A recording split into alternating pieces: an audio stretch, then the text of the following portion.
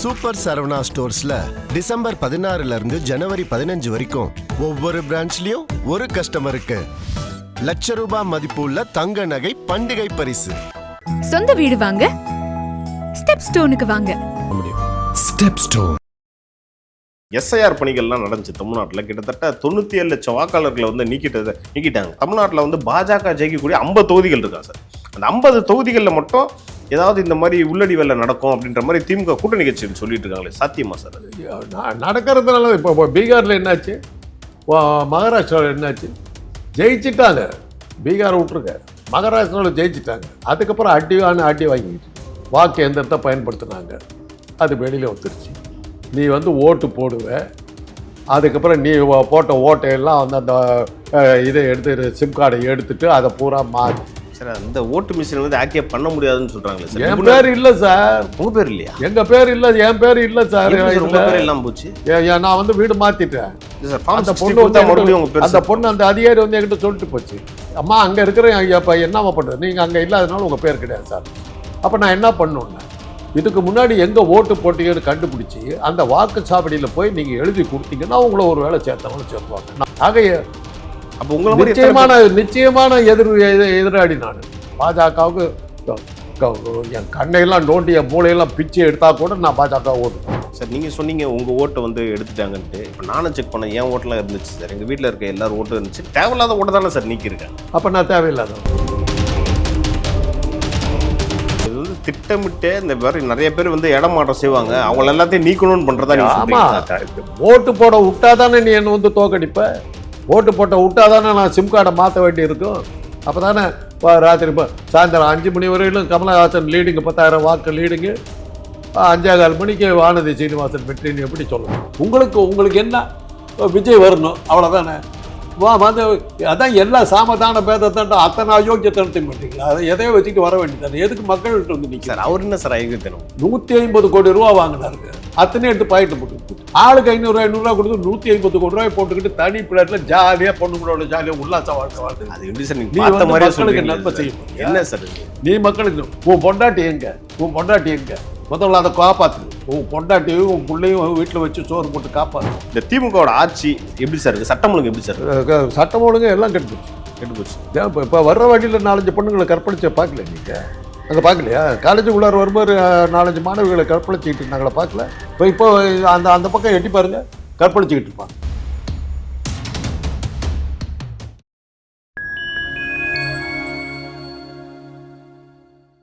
Fine time நேயர்களுக்கு வணக்கம். இன்று நம்மோடு இணைந்திருப்பவர் மருத்துவரும் அரசியல் விமர்சகருமான திரு காந்தராஜ் அவர்கள். வாருங்கள், அவரிடம் அரசியல் சார்ந்த பல்வேறு கேள்விகளையும் முன்வைக்கலாம். வணக்கம் சார். எஸ்ஐஆர் பணிகள்லாம் நடந்துச்சு தமிழ்நாட்டில். கிட்டத்தட்ட 97 லட்சம் வாக்காளர்களை வந்து நீக்கிட்டாங்க. இப்போ என்ன சொல்கிறாங்கன்னா, பல பேர் திமுக கூட்டணி கட்சிகளை கண்டனம் தெரிவிச்சிட்டு இருக்காங்க. இன்னொரு முக்கியமான விஷயம் என்ன சொல்கிறாங்கன்னா, தமிழ்நாட்டில் வந்து பாஜக ஜெயிக்கக்கூடிய 50 தொகுதிகள் இருக்கா சார். அந்த 50 தொகுதிகளில் மட்டும் ஏதாவது இந்த மாதிரி உள்ளடி வேலை நடக்கும் அப்படின்ற மாதிரி திமுக கூட்டணி கட்சிகள் சொல்லிட்டு இருக்காங்களே, சாத்தியமா சார்? நடக்கிறதுனால இப்போ பீகாரில் என்னாச்சு, மகாராஷ்டிராவில் என்னாச்சு, ஜெயிச்சிட்டாங்க. பீகாரை விட்டுருக்க, மகாராஷ்டிராவில் ஜெயிச்சிட்டாங்க. அதுக்கப்புறம் அடி வாங்கிக்கிட்டு இருக்கு மகாராஷ்டிராவில். எலெக்ஷன் நடந்து 6 மாதம் ஆகலை, 100% வாக்கு வாங்கியாச்சு. அடுத்து அப்படி நடக்கிற ஒரு தேர்தலில் பார்த்தாக்கா அட்ரஸ்லாம் தோக்குறாங்க. எப்படி சார்? இப்போ தமிழ்நாட்டிலேயே இதை நடக்க வாய்ப்பு இருக்கா சார்? அவங்க தெளிவாக இருக்கிறாங்க. வாக்கு எந்திரத்தை பயன்படுத்தினாங்க, அது வெளியில் வந்துருச்சு. நீ வந்து ஓட்டு போடுவ, அதுக்கப்புறம் நீ போட்ட ஓட்டையெல்லாம் வந்து அந்த இதை எடுத்து சிம் கார்டை எடுத்துட்டு அதை பூரா மாற்றி அது 10 அடுக்கு பாதுகாப்பில் எல்லாம் இது பண்ணி ஒழிச்சு வச்சு அங்கே பூராத்தையும் மாற்றி கீத்தி எல்லாம் இது பண்ணி நான் தில்லு முள்ளு பண்ணுறதுக்கு தேவையில்லை. உனக்கு ஓட்டே இல்லைன்னு பண்ணு சார். அந்த ஓட்டு மிஷின் வந்து ஆக்டிவேட் பண்ண முடியாதுன்னு சொல்றாங்களே சார். என் பேர் இல்லை சார். உங்க பேர் இல்லையா? எங்க பேர் இல்லை, என் பேர் இல்லை சார். உங்க பேர் எல்லாம் போச்சு. நான் வந்து வீடு மாத்திட்டேன். கற்பக கார்டன்ல இருந்து அடையாருக்கு வந்துட்டேன். அங்க போயிருக்கிறாங்க, நான் இல்லை, அதனால என் பேரை சேர்த்த முடியாதுட்டேன். அந்த பொண்ணு அந்த அதிகாரி வந்து என்கிட்ட சொல்லிட்டு போச்சு, அம்மா அங்க இருக்கிறேன், அப்ப என்னம்மா பண்றது, நீங்க அங்க இல்லாதனால உங்க பேர் கிடையாது சார். அப்ப நான் என்ன பண்ணணும்னு, இதுக்கு முன்னாடி எங்க ஓட்டு போட்டீங்கன்னு கண்டுபிடிச்சி அந்த வாக்குச்சாவடியில் போய் நீங்க எழுதி கொடுத்தீங்கன்னா உங்களை ஒரு வேலை சேர்த்தவங்களும் சேர்த்துவாங்க. நான் போய் தேடி வாக்குச்சாவடியில் என் பேரை சேர்த்தேன். இல்லாட்டி என் பேர் கிடையாது. இந்த நிமிஷம்ல என் பேர் இல்லை. அலக்களிக்கிறாங்களா? இந்த வயசுல அலக்களிக்கிறாங்க. 84 வயசுங்க எனக்கு. தேர்தல் 52ஆம் வருஷத்துல இருந்து நான் 52ல நான் எனக்கு ஓட்டு உரிமை இல்லை. 67ல இருந்து நான் போட்டுக்கிட்டு இருக்கிறேன். அதாவது தமிழ்நாடு சட்டமன்ற முதல் தேர்தலில் நீங்க போட்டுக்கிட்டு இருக்கீங்க. 52 தேர்தல் வந்துருச்சு. ஆமா, 52 தேர்தல் எனக்கு வயசாகுது. தமிழ்நாடுன்னு பேர் மாத்தினாங்களே அண்ணா வந்து 67ஆம் வருஷத்துல இருந்து தான் நான் எனக்கு ஓட்டு உரிமை வந்தது. 21 வயசு. அதுல இருந்து நான் தொடர்ந்து போட்டுக்கிட்டு வர்றேன். இந்த வருஷம் இல்லை எனக்கு ஓட்டு. கிட்டத்தட்ட நீங்களே 30 வாட்டிக்கு மேல ஓட்டு போட்டுருக்கீங்க. அது எத்தனை ஞாபகம் இல்லை. போய் தேர்தல் நடந்ததுக்கு போதெல்லாம் போட்டுருக்கேன். இல்லை சார், இப்போ கூட நீங்க இந்த ஃபார்ம் 60 எழுதி எல்லாம் கேட்டாக்கா நாங்க வரும்போது நீ இல்லைன்ற ஒரு சின்ன பொண்ணு வந்தது. ஏறத்தாழ ஒரு 20-25 வயசு தான் இருக்கும் அந்த பொண்ணு. கல்லூரி மனைவி மாதிரி. இன்னொரு விஷயமும் சொல்றாங்க, தெளிவா சொல்லுது, கிடையாது சார் உங்களுக்கு ஓட்டு. ஆக அப்ப உங்களை நிச்சயமான எதிராளி நான். பாஜகவுக்கு என் கண்ணையெல்லாம் நோண்டி என் மூளையெல்லாம் பிச்சை எடுத்தா கூட நான் பாஜக ஓட்டு போட மாட்டேன். சார், நீங்க சொன்னீங்க உங்க ஓட்டை வந்து எடுத்துட்டாங்கன்ட்டு. இப்போ நானும் செக் பண்ணேன், என் ஓட்டெல்லாம் இருந்துச்சு சார். எங்க வீட்டில் இருக்க எல்லாரும் ஓட்டு இருந்துச்சு. நாங்க ஒரே இடத்துல இருக்கிறதுனால இருந்தது. அதான் சார் சொல்ல வர. இது வந்து ஒரு விஷயம் நல்ல விஷயம் தானே சார். அதாவது இருக்கிற ஓட்ட, தேவையில்லாத ஓட்ட தானே சார் நீக்கி இருக்காங்க. அப்ப நான் தேவையில்லாத இல்ல, நீங்க தேவையில்லாத நான் சொல்ல வரல. தெளிவா சொல்றாங்க சார். இடம் மாற்றிருக்கவங்களும் கிட்டத்தட்ட 20 லட்சம் பேர் போய்த்தாங்க ஆவாங்க. இந்த காலத்துல யாருங்க ஒரு இடத்துல இருக்கிற வேலையில டிரான்ஸ்ஃபரபிள் ஜாபுங்க. நான் கவர்மெண்ட் ஜாபுங்க. நான் இருந்ததுக்கு எனக்கு என்னுடைய முதல் போஸ்டிங் வந்து எழுச்சூர், காஞ்சிபுரம். சென்னையில் போய் எலெக்ஷன் நடக்கும்போது நான் சென்னையில் வந்து ஓட்டு போட்டுட்டு போனேன். இல்லை, அப்போ தான் எலெக்ஷன் நடந்தது. அப்போ இது வந்து திட்டமிட்டு இந்த மாதிரி நிறைய பேர் வந்து இடம் மாற்றம் செய்வாங்க. அவங்கள எல்லாத்தையும் நீக்கணும்னு பண்றதா? ஆமாம், ஓட்டு போட விட்டாதானே நீ என்னை வந்து தோக்கடிப்ப. ஓட்டு போட்ட விட்டாதானே நான் சிம் கார்டை மாற்ற வேண்டி இருக்கும். அப்போ தானே ராத்திரி இப்போ சாயந்தரம் 5 மணி வரையிலும் கமலஹாசன் லீடிங்கு, 10,000 வாக்கு லீடிங்கு. 5:15 மணிக்கு வானதி சீனிவாசன் வெற்றின்னு எப்படி சொல்ல முடியும்? அங்க அப்ப தில்முல் நடந்திருக்கு. வேற என்ன, அந்த மாளுக்கே தெரியும். அது சாயந்தரம் 4:30 மணி வரையிலும் கமலஹாசன் 10,000 வாக்கு லீடுங்க. 5 மணிக்கு வானதி சீனிவாசன் வெற்றி. ஒருவேளை லாஸ்ட் ரவுண்ட்ல வந்து அவங்க வின் பண்ணிருக்கலாம். அந்த ஓட்டு அங்க அதிகமா போட்டுருக்காங்க. அதுக்கு தான் நீங்க தான், அதுக்கு தானே உங்களுக்கு கோவத்துக்கு தானே உங்களுக்கு காசு கொடுத்துருக்காங்க. இதை ஜஸ்டிஃபை பண்ணுங்க. ஒன்று சொல்றேன் கேளுங்க, தேசத்துக்கு துரோகம் இழைக்கிறீர்கள். இல்ல சார், கமலஹாசன் தேசத்துக்கு துரோகம் பண்றீங்க. தேர்தலில் வந்து இந்த தேர்தலை கேவலப்படுத்திக்கிட்டு நடத்திக்கிட்டு இருக்காங்க. அவங்கள சப்போர்ட் பண்ணி பேசுற ஒரு துரோக செயலை நீங்க செஞ்சுக்கிட்டு இருக்கீங்க. ஜனநாயகத்துக்கு விரோதி நீங்கள், மக்கள் விரோதி நீங்க. சார், நீங்க சொல்ற குற்றச்சாட்டாவே இருக்கட்டும், கமலஹாசன் வந்து கேஸ் போட்டுருக்கலாமே சார். அவர் என்ன பண்ணுவாரு? யார் மேல உட்கார்ந்து இருக்குது? அமலாக்கத்துறை, நீதிபதிகள் யார் உங்க கையில இல்ல சார். நம்ம கடமை கேஸ் போடுறது சார். பார்த்தாரு, நடக்காது, ஒண்ணு நடக்காது தெரிஞ்சு போச்சு, பேசாம விட்டுட்டாரு. அப்ப வந்து சமூக கமல் போராடல சார், அநீதிக்கு கமல் போராடல. நாங்க சண்டைக்கு போனோமே கமல்கிட்ட. என்ன பெரிய கட்சி நடத்துற நீ? அதான் கேக்குறேன். அநீதிக்கு தொடர்ந்து கொண்டு கொடுத்துட்டு இருக்க கமல்ல வந்து இவருக்கு ஏன் வந்து இன்னைக்கு போய் திமுக உட்காந்துட்டு என்ன பிரயோஜனம்? ராகுல் காந்தி மேல நமக்கு வந்த கோபம் என்ன? பீகார்ல ஃப்ராடு நடக்குதுங்கிற ஒரு திட்டவட்டமா ப்ரூவ் பண்ணிட்டார், நிரூபிச்சிட்டாரு. நாடாளுமன்றத்துல மோடி வர்றாரு, ஓட்டு திருட்டு பயலை அப்படிங்கிறார். ஹிந்தியில் சொன்னார் ஓட் சோர், உங்களுக்கு புரியல. தமிழ்ல அதுக்கு அர்த்தம் திருட்டு பயலை, ஓட்டு திருடா அப்படின்னாரு. கேட்டுக்கிட்டு பேசாம தலையை குனிஞ்சிட்டு போறாரு. அமித்ஷாவும் அவரும். ஓம் பிர்லா நாடாளுமன்ற சபாநாயகர் பேசாம உட்காந்துக்கிட்டு இருக்காரு. என்ன அர்த்தம்? ஆமா, நான் ஓட்டு திருட என்ன போயிடுவேன். அப்ப இதுக்கு மக்கள் அதனாலதான் பீகார்ல உங்களை தோக்கடிச்சாங்க. இருங்க, என் வீட்டுல திருடு போச்சுன்னு நான் சொல்றேன். நீங்க தான் போலீஸ், ராகுல் காந்தி தான் போலீஸ். அப்பா திருடு போயிடுச்சுன்னு சொல்றேன். நீயும் கூட உட்காந்துட்டு ஆமாமா அங்கே திருட்டு போயிடுச்சுன்னு என்ன அர்த்தம்? அதை திருட்டை கண்டுபிடிக்கிறதுக்கு ஏதாவது நீ செஞ்சியா? நீ திருட்டை கண்டுபிடிச்சு சொல்லிவிட்டேன். இத்தனை இடத்துல திட்டவட்டமாக நிரூபிச்சுட்டேன் திருடி. பார்லிமெண்ட்ல கூட அவரால் வாயை திறக்க முடியாது, பேசாமல் போயிட்டாரு. திருட்டு பயலை அப்படின்றாரு, பேசாமல் கேட்டுக்கிட்டு போயிட்டாரு. இதுக்கு மட்டும் இல்லை, பல விஷயத்துக்கு வந்து மோடி பெருசாக சொல்றது இல்லைன்னு வச்சுக்கோ. அது விடுங்க. இந்த விஷயத்த சொல்கிறேன். இந்த விஷயத்தில் அப்படி போகும்போது என்ன பண்ணியிருக்கணும்? நீ இந்த ஓட்டு திருட்டை எப்படி தடுக்கிறதுக்கான வழிமுறைகள் நீ பார்த்துருக்கணுமா இல்லையா? அதைத்தான் இப்போ திமுக ஏதோ ஓரளவுக்கு செய்யுதுங்கிறாங்க. ஏன்னா அவங்க சர்க்கிளில் நான் கேட்ட போது சொன்னாங்க, இல்லை சார், தமிழ்நாட்டில் கொஞ்சம் திமுக கொஞ்சம் ஸ்ட்ராங்காக நிற்கிறாங்க, ஒவ்வொரு இடத்துலையும் கையை வைக்கிறாங்க, என்ன இது பண்ணாலும் கொஞ்சம் கஷ்டம் சார், பாஜக கொஞ்சம் தடுமாறுது அவங்கக்கிட்ட. அவங்களும் நீங்கள் கோலத்தில் பார்த்து அவங்க தடுக்கலையே போயிடுறாங்க, அதனால் அவங்க கொஞ்சம் கஷ்டமாக இருக்குதுன்றாங்க. இருந்தாலும் அதிகாரத்தை கையில் வச்சுக்கிட்டு அப்படி தாங்க அவர் ஜெயிக்கிறாங்க. பீகாரில் வந்து என்ன பண்ணாங்க? பாகிஸ்தான் தீவிரவாதிகள் வந்து தாக்கினாங்க. இல்ல சார் 10,000 ரூபாய் பணம் கூட கொடுத்தாங்க. அது கூட எலெக்ஷன் 2 நாளைக்கு முன்னாடி பணத்தை கொடுக்குறாங்க. அதுல என்னன்னா, அதுல எனக்கு கிடைச்ச ஒரு மகிழ்ச்சி என்னன்னா, திராவிட மாடலை தான் அவங்க பின்பற்றினாங்க.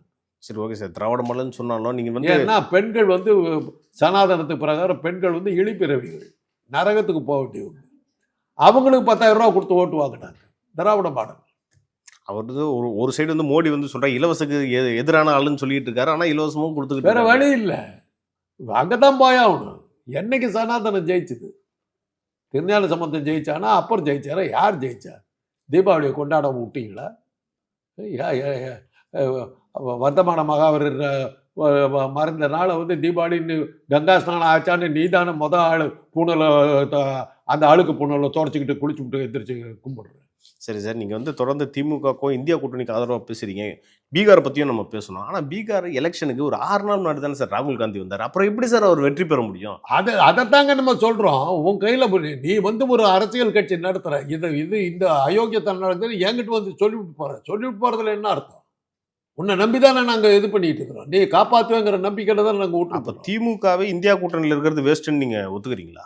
இந்தியா கூட்டணியில் இது காங்கிரஸ் கூட்டணியில் இருக்கிறது தேவை வேஸ்ட்னு சொல்றீங்க. தமிழ்நாட்டிலே அது வேஸ்ட்ன்றீங்களா? இந்தியாவே வேஸ்ட்டுங்க. என்டிஏ கூட்டணி வெற்றி பெறும்னாங்க. என்டிஏ கூட்டணியில் எந்தெந்த கட்சியெல்லாம் இருக்கு சொல்லுங்க? பாஜக இருக்கு. பாஜக தான். என்சிபியோட அஜித் பவார் இருக்காரு. சிவசேனாவோட சிண்டே இருக்கு. சரி, அப்புறம் இன்னும் நிறைய கட்சி இருக்கு சார். உடனே நிறைய கட்சி. எந்த கட்சி சொல்லுங்க, பேர் சொல்லுங்க. ஜேடியு இருக்கு. தமிழ்நாட்டில் யார் இருக்கா? தமிழ்நாட்டில் அதிமுக இருக்கு. அதிமுக அப்புறம் வேற யாரு? பாமக அன்புமணி இருக்கிறதா சொல்றாங்க. பாமக அன்புமணி ராமதாஸ் ஒன்னா இருக்காங்களா? இல்ல அதுவே பிளவுபட்டு தான். பரவாயில்லையே. என்ன பிரைட் டைமா? உங்களுக்கு வாழ்த்துக்கள்.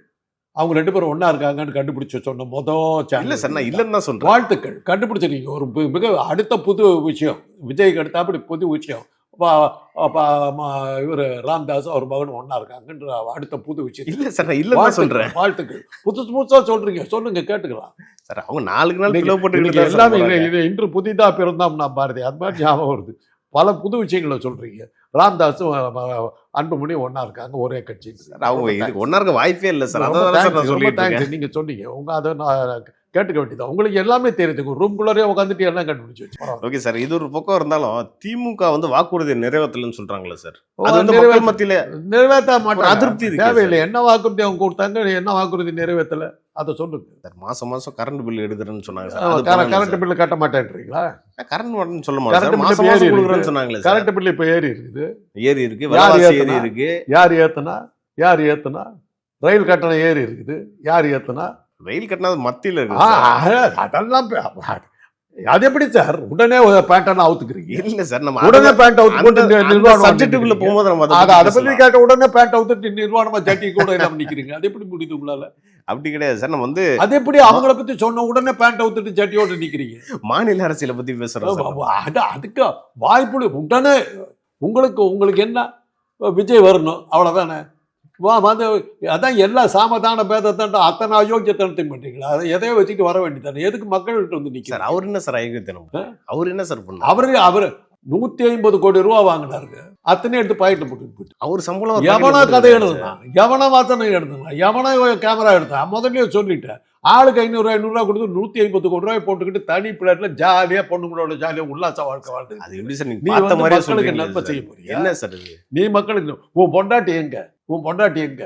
முதல்ல அதை காப்பாத்து. உன் பொண்டாட்டியும் உன் பிள்ளையும் வீட்டுல வச்சு சோறு போட்டு காப்பாத்து. அப்புறம் அவங்களோட மனைவி ஏன் சார் பிரிஞ்சு போனாங்க? அது அவங்களதான் அவர் தான் கேட்கணும். மனைவியை வச்சுக்கிறதுக்கு யோகியதை இல்லை. ஒரு ராமநாட்டை சீதையை காட்டுக்கு துரத்த ராமன் மாதிரி நீ காட்டுக்கு துரத்தி விட்டு உட்காந்துக்கிட்டு இருக்கிற.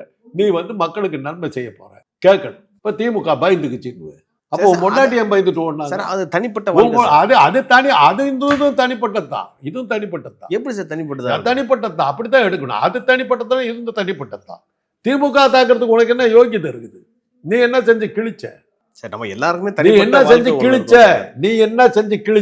நீ அடுத்தவனை பத்தி பேசுறதுக்கு ஒரு பையனுக்கு ஒரு நோட்டு புக் வாங்கி கொடுத்துருக்கியா? நீ கண்டிப்பா வாங்கி கொடுத்து யாருக்கா ஒரு பள்ளிக்கூடத்துக்கு ஃபீஸ் கட்டிருக்கியா? நீ அவங்க கட்சி கள்ளக்குறிச்சியில சார்புல வந்து கள்ளச்சாராயத்துல செத்து போயிட்டா போய் அனுதாபம் தெரிவிக்கிறேன்னு சொல்லிட்டு ஓட்டே இருந்துட்டு அவன் வீட்டுல இருந்த காய்ச்சல் தூக்கிட்டு ஓடியாரு.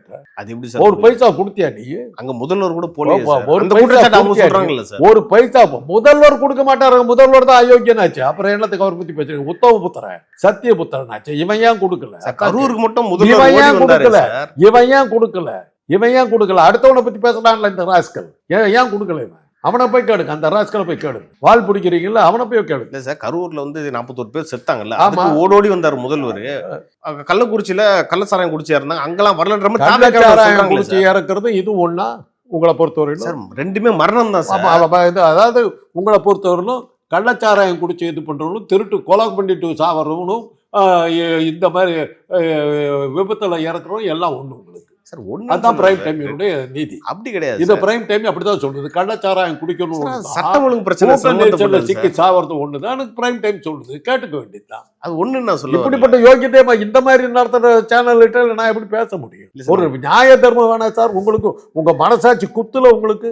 கள்ளச்சாராயம் குடிச்சிட்டு சாரோனை கைது பண்றதை விட்டுட்டு அவனுக்கு போய் அனுதாபம் எப்படி தெரிவிக்கலாம்? நான் அன்னைக்கே ஸ்டாலினுக்கே சொன்னேன், எப்படியா நீ போய் அனுதாபம் தெரிவிக்கலாம்?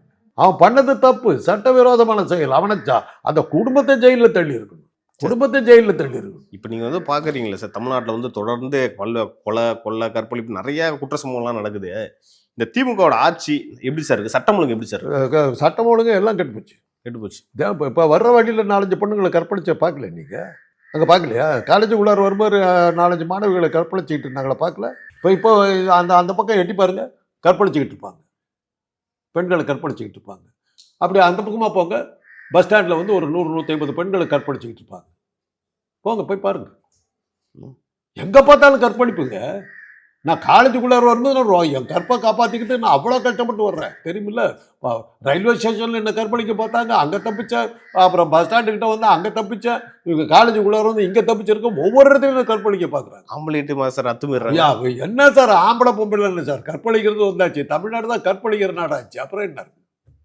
விஜய் வருவார் தனி பிளேனில் பெண்களை எல்லாம் பாதுகாப்பாக பத்திரமா உட்கார வச்சு, தான் மடியிலேயே உட்கார வச்சு பத்திரமா கூப்பிட்டு வந்து காப்பாற்றுவார். இல்லை, பெண்களே சொல்றாங்களே சார், விஜய் வந்தாதான் எங்களுக்கு வந்து பாதுகாப்பு. ஆமா, என் புருஷன் செத்தாலும் பரவாயில்ல, விஜய்க்காக என் புருஷன் செத்தாலும் பரவாயில்லன்னு சொல்ற கற்பு கரைச்சிகள் வாழ்ற நாடாச்சு. விஜய்க்கு ஓட்டு போடலன்னா விஷம் வச்சிருவன்ற மாதிரிலாம் சொல்றாங்க. உங்க சேனல் அவங்களுக்காக தான் உங்க சேனல் நடத்துறீங்க. அவங்களுக்கு விளம்பரம் கொடுத்துக்கு தான் நடத்துறீங்க. உங்க வீட்டில் அப்படி நடக்காம பார்த்துங்க, ஜாக்கிரதை. அவ்வளோதான் சொல்ல முடியும். ஓகே சார், நம்ம நடப்பு அரசியல் மற்றும் சமூக நிகழ்வு குறித்து நிறைய பேசணும் சார். இது குறித்து அடுத்தடுத்த நிகழ்ச்சிகள் இன்னும் நம்ம டீட்டெயிலாக பேசலாம் சார். நன்றி.